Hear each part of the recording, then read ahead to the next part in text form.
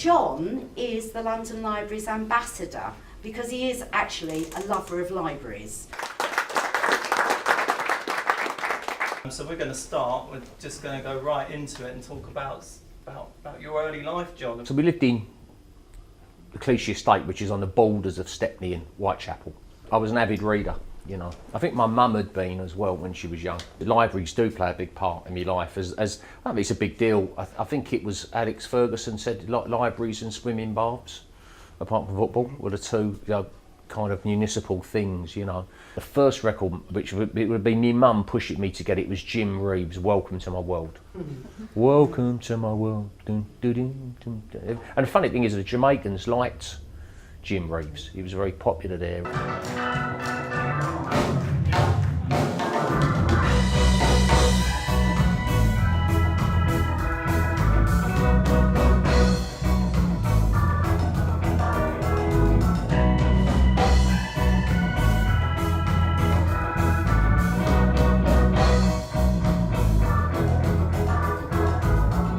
I'd been the top boy in my class at primary school, so I was very bright, but then I went to secondary school and just went to pieces really. And then, you know, I've ended up at Kingsway College of Further Education. And I met John, you know, and he was older than me, and his story was he'd had meningitis, so he ended up having to do his, what they called O-levels, again, do O-levels. So he ended up doing his I think he was doing his O-levels again. And then Sid came along. He'd been at Hackney College with John. So I don't know why John had been at Hackney College and hadn't got on, you know. I suspect he would have been blaming the teachers for not getting on.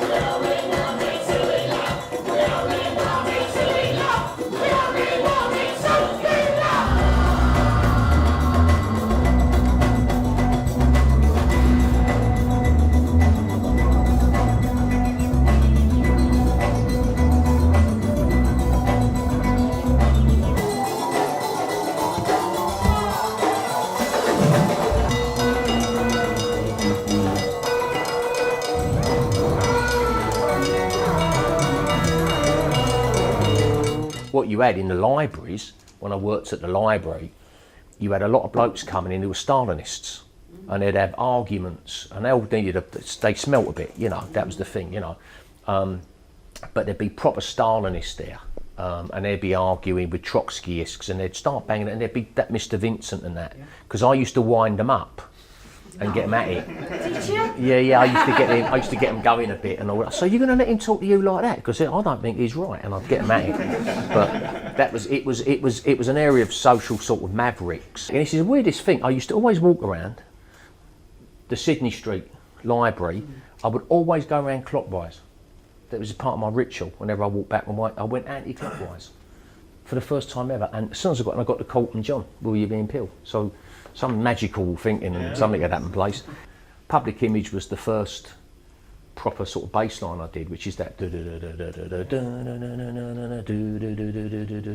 It's a very simple but pulsating bass.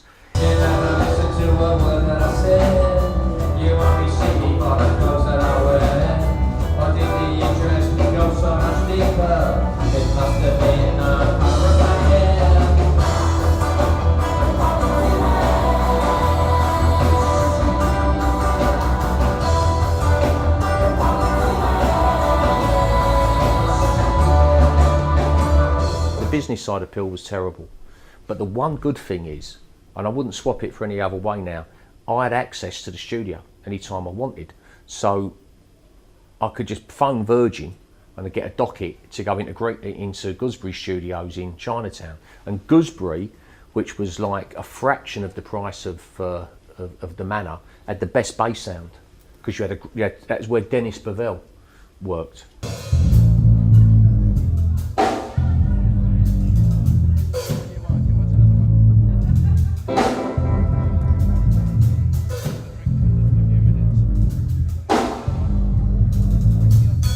I formed the Invaders of the Heart with people like Ollie Marland and Ali Whitehead, like round about 1982.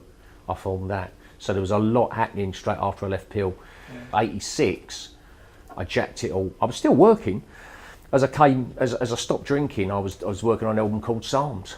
that's been re-released lately, you know, so there was stuff going on. I walked away from the music business, but the music business, I'd done so many bad things and upset so many people. The music business really didn't want to know me. But funny enough, I did that. Within 2 months, I had a major deal. Yeah. But I'd had a family to support at that time, so I was doing courier work, you know, driving a van after I left the underground. And then had the deal with Oval, East West, Rising Above Bedlam, and then signed to Ireland, which delighted me that I was back with Ireland, who I'd started out with after I left Peel. I did stuff for Ireland, and suddenly becoming more like God and working with a lot of people. It was a wonderful time, because in my early 30s there was this feeling of you've finally become, you've caught up with where you were supposed to be, you know.